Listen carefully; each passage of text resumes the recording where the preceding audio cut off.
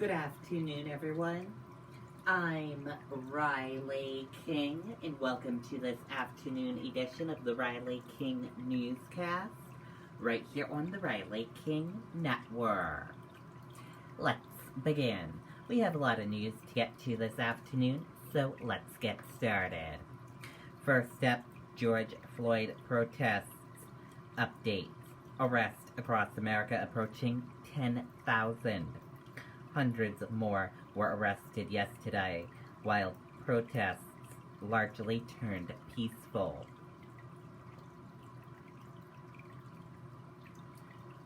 Today's biggest developments. At least 9,300 people arrested across the country. Ferguson, Missouri, the site of the shooting of Michael Brown, elects first African-American mayor. Minnesota Department of Human Rights to investigate police department. 11:53 a.m. update. 30,000 National Guard members activated for protest. There are 34,000 National Guard men and women activated for domestic operation across the country, according to a statement from the National Guard. About 30,000 are supporting law enforcement aimed protests, and nearly 40,000 are supporting COVID-19 response efforts, the National Guard said. The number of National Guard members activated now surpassed 51,000 Guard personnel that was activated to support Hurricane Katrina response efforts. Governors in 31 states and the District of Columbia have activated 30,000 National Guard members to assist state and local law enforcement in support of civil unrest operations, according to a statement from the National Guard. The situation remains fluid, and the number may change rapidly as governors assess their needs. General Joseph, chief of the National Guard Bureau, said the National Guard is here to help, and we will stay as long as we are needed. Live at 3 o'clock p.m., Governor holds latest COVID-19 briefing. There are 4,749 known coronavirus cases in New Hampshire, officials say. Governor Chris Sununu plans to give the latest coronavirus response updates at a briefing Wednesday afternoon. The briefing is scheduled to begin at 3 o'clock p.m. See it air live on WMUR TV and streaming above this article. As of Tuesday evening, there are 4,749 known coronavirus cases in New Hampshire. Of those, 256 patients have died, while 3,071 people have recovered. COVID-19 in New Hampshire information, what you need to know. Let's take a look at that right now.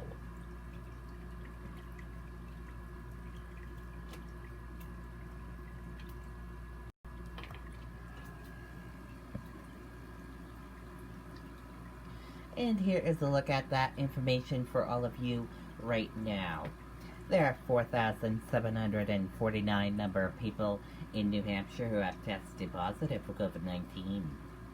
1,859,323 number of people in the United States who have tested positive. 256 number of deaths from COVID-19 in New Hampshire. 462 number of people who have been hospitalized with COVID-19 in New Hampshire. And 106,925 number of deaths from COVID-19 in the United States. Take a look at this map of New Hampshire right here. These are where current cases of COVID-19 are in New Hampshire. Nashua, 124. And take a look at this map of New Hampshire right here. Total cases, of COVID-19 in New Hampshire. Nashua, 480. And now let's take a look at these three charts here. Let's start with the first chart. New cases each day in New Hampshire in the purple, daily new positive COVID-19 cases. In the orange, new hospitalizations, and in the red are the deaths. Let's take a look at this chart here. Current cases. In the purple, total current COVID-19 cases, and in the orange, current hospitalizations. And let's take a look at this chart here. Total cases. In the purple, total positive COVID-19 cases. In the orange, total hospitalizations, red deaths, and blue recovered. Let's take a look at this chart here. Age group of cases. Female and male of cases. And risk information. Let's take a look at this chart here. Infections. Hospitalizations. And deaths. And let's take a look at this chart here. Deaths, percent of New Hampshire population, race/ethnicity of cases, and hospitalizations. And again, your common symptoms: fever, lack of smell, cough, chills, and difficult breathing. How it spreads, and prevention tips. And be sure to stay with the Riley King Network for the latest of your COVID-19 information. At least 10 arrested during unrest in Manchester. Fireworks shot into the air. Traffic, police say. Officials say some people threw items at police vehicles. Let's take a listen to that video from WMUR News 9, Ray Brewer.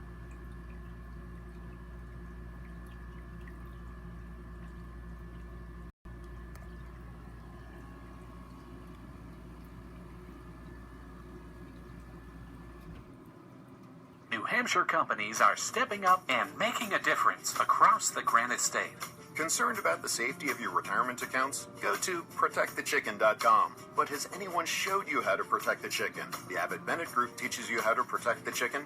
Learn how to gain upside opportunity without the fear of losing money through the use of a fixed indexed annuity. Go to protectthechicken.com. Good morning, Cherise, and two large groups of people forming after 10 o'clock last night. Many participants involved. The larger of the groups was on South Willow Street, and that was about 10:40 last night, walking through traffic, setting off fireworks. When police moved in, that's when police say the group began throwing things at police vehicles and screaming at officers. Now, police were forced to bring in the Bearcat and help from other agencies, even shutting down the north and southbound off-ramps from 293 at South Willow Street just after midnight.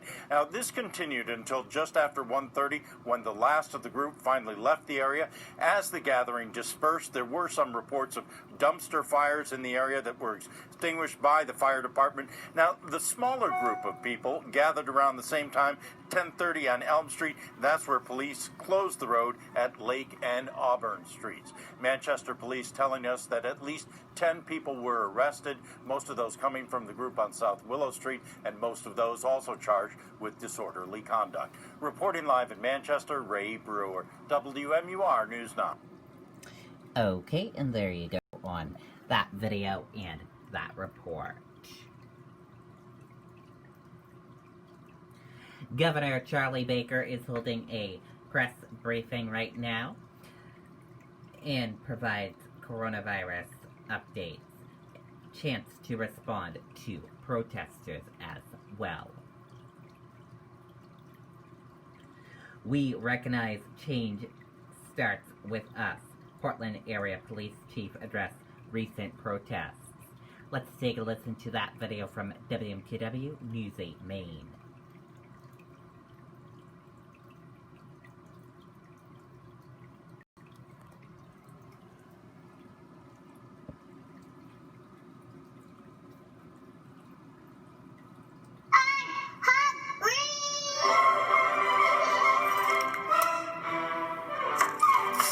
What's for dinner? Una tissima bella verità, la la la la. basically, Megan, we saw 20 police officers from the entire state of Maine, mostly the greater Portland area, get up here at City Hall in anticipation of another planned protest later today at 4 o'clock. Now, basically, every one of them denouncing what happened to George Floyd down there in Minnesota. The greater Portland Police Chief, though, sending a message to all of these protesters. Janine Roberts, she's the chief of Westbrook, really took the lead here, saying that we want to work with these protesters and beyond the rally, she said, and respectfully, but it's a two-way street. During the protest last night, more than 1,000 people, of course, gathered here in the city of Portland, and they marched. Cumberland County Sheriff Kevin Joyce said that it was a tale of two events, though. We had one group, a larger group, mostly peaceful and wanting to be heard, while we had a smaller group hanging out, ended up tossing, smoke bombs and fireworks, causing problems. Well, Portland's police chief says that the agitators, the violent minority, is overtaking the peaceful majority, something he will not allow to happen. I don't know if we have his interview or not, but if we do, here's what he said. Okay, so we'll get that to you in a little bit. But meanwhile, another protest planned for 4 o'clock today.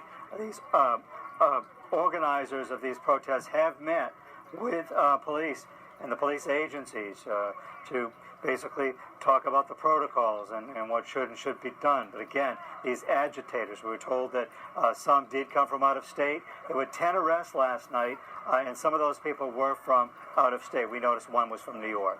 So we'll be here throughout the day bringing you the latest, and also when the protest, again, an official protest planned for 4 o'clock this afternoon right here at City Hall. So for now, I'm Jim Keithley, WMTW News 8 back. Okay, and there you go on that video and that report.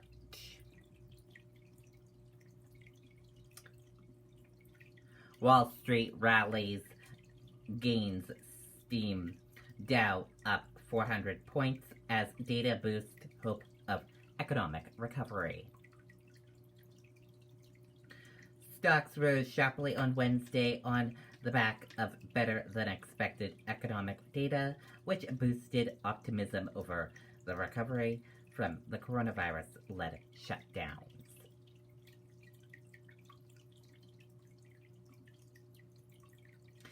Six officers charged with using excessive force during Atlanta protest. Let's take a listen to that video from ABC News.